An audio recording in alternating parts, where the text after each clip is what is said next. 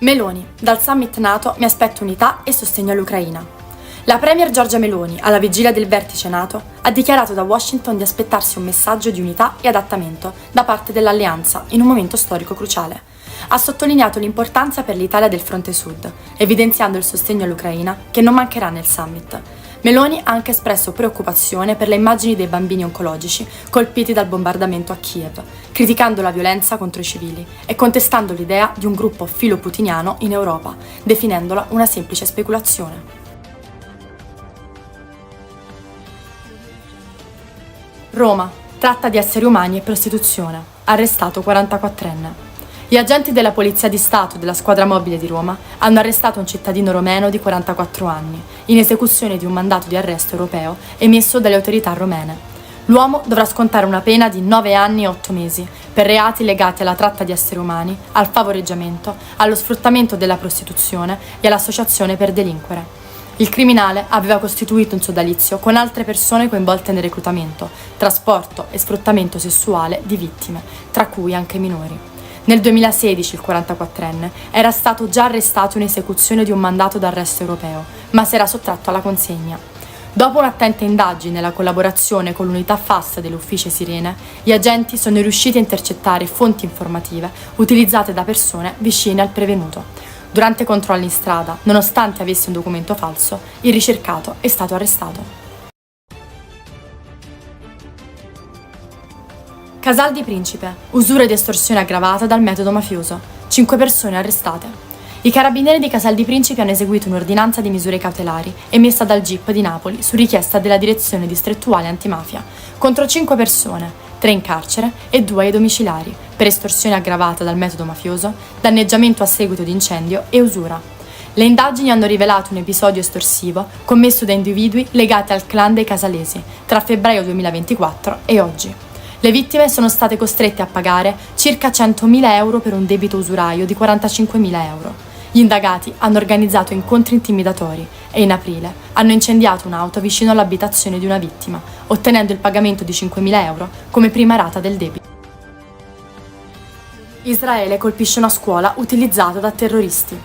L'esercito israeliano ha colpito una scuola a Nuseirat, affermando che veniva utilizzata da terroristi, e ha esortato i palestinesi di alcuni quartieri di Gaza City a evacuare verso una zona umanitaria designata. Haaretz ha riportato che durante l'attacco del 7 ottobre le truppe israeliane hanno attivato l'Hannibal Protocol, che consente l'uso della forza per impedire il rapimento di soldati, anche a costo della loro vita o di quella degli ostaggi. Il ministro della difesa, Yoav Gallant, ha dichiarato che l'esercito continuerà a combattere Hezbollah in Libano, anche in caso di tregua a Gaza. Hamas ha avvertito che l'espansione delle operazioni israeliane e lo sfollamento di residenti potrebbero compromettere i colloqui per il cessate il fuoco e il rilascio degli ostaggi. Con Ismail Haniyeh, che ha contribuito alla responsabilità del possibile fallimento a Netanyahu e all'esercito israeliano. Hamas ha precedentemente accusato Netanyahu di ostacolare i negoziati. Ucraina, visita a sorpresa di Orban a Pechino da Xi Jinping. Il premier ungherese Viktor Orban ha visitato Pechino, incontrando Xi Jinping nell'ambito della sua automissione di pace. Orban ha dichiarato che la Cina continuerà a lavorare per la pace, ma la sua iniziativa la isola ulteriormente nell'Unione Europea. Eric Mamer, portavoce della Commissione Europea, ha chiarito che Orban non rappresenta l'Unione Europea in queste visite e agisce come Stato membro con una propria politica estera. Le capitali europee sono sempre più preoccupate e chiederanno chiarimenti all'Ungheria in una riunione imminente. Orban blocca l'approvazione dell'European Peace Facility per gli aiuti militari all'Ucraina, creando tensioni crescenti. La visita di Orban in Cina è stata criticata dagli Stati Uniti, considerandola controproducente per una pace giusta in Ucraina. Orban è ora atteso a Washington per il vertice NATO, dove potrebbe discutere della sua visita a Mosca. Tajani in missione a Washington per partecipare al vertice NATO.